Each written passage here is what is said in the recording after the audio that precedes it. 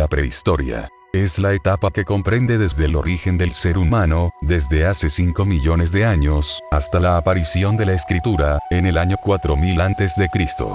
Mi nombre es Johnny José González. Y en este video les enseñaré las etapas de la prehistoria. Comencemos. El Paleolítico. Es una etapa de la prehistoria caracterizada por el uso de útiles de piedra tallada. Aunque, también se usaban otras materias primas orgánicas para diversos utensilios. Hueso, hasta, madera, cuero, fibras vegetales, etc., peor conservadas y poco conocidas. Es el periodo más largo de la historia del ser humano, de hecho abarca un 99% de la misma, se extiende desde hace unos 2,5 millones de años, en África, hasta hace unos 10,000 años. El Paleolítico se caracteriza, a grandes rasgos, por la utilización de herramientas de piedra tallada, de ahí su nombre. El hombre vivía de lo que cazaba, recolectaba y pescaba. Eran nómadas, es decir, se veían obligados a trasladarse en el momento en que la caza, la pesca o los frutos escaseaban en una determinada zona. Vivían en cuevas y cabañas. Utilizaban el fuego para cocinar sus alimentos y para calentarse los días de frío. Usaban pieles de animales para vestirse. Se organizaban en clanes, que eran pequeños grupos familiares. La población era escasa porque la vida de las personas era muy corta. Muchos niños morían al nacer y los adultos vivían pocos años. Pulían y tallaban piedras, maderas y huesos para confeccionar sus herramientas. Tradicionalmente el Paleolítico se divide en 3 períodos: el Paleolítico inferior, el Paleolítico medio y el Paleolítico superior. Paleolítico inferior. Periodo del Paleolítico que duró aproximadamente desde hace 2,5 millones de años, coincidiendo con la aparición de las primeras herramientas creadas por homínidos, hasta hace 120.000 años. Hace 3 millones de años el clima debía de ser mucho más húmedo que el actual, produciéndose sequías de duración variable. Durante estos periodos húmedos, la fauna era muy abundante. Es en esa época que aparecen los primeros grupos humanos, con el Australopithecus y el Homo habilis.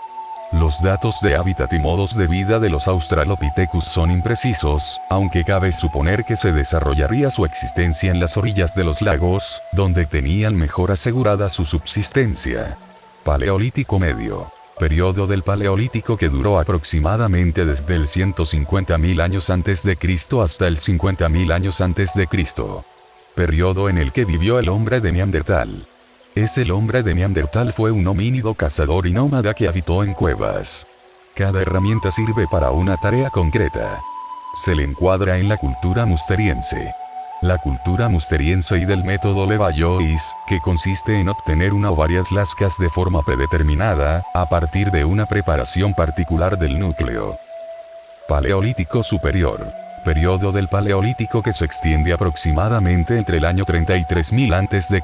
y hasta aproximadamente el año 9.000 a.C. Características generales. Coincide con los últimos periodos de las glaciaciones Würmienses, de clima muy frío aunque con intervalos templados. También se caracteriza porque las especies humanas de los anteriores periodos como los neandertales comienzan a tener problemas para subsistir, y una nueva, recién salida de África, las comienza a sustituir. El Homo sapiens su hombre de Cro-Magnon. Innovaciones en la cultura material. Se extiende la talla laminar, con lo que se da un mayor aprovechamiento en la materia prima. Se emplean nuevos materiales, como el hueso, el marfil o las astas de cérvidos. El hombre remodela y adapta los sitios donde se refugia, como las cuevas o los abrigos. Hay preocupaciones estéticas y religiosas. El Neolítico. Nueva Edad de Piedra, por contraposición al Paleolítico o Edad Antigua de la Piedra, es uno de los periodos en que se considera dividida la Edad de Piedra. Inicialmente se le dio este nombre en razón de los hallazgos de herramientas de piedra pulimentada que parecían acompañar al desarrollo y expansión de la agricultura. Hoy día se define el Neolítico precisamente en razón del conocimiento y uso de la agricultura o de la ganadería.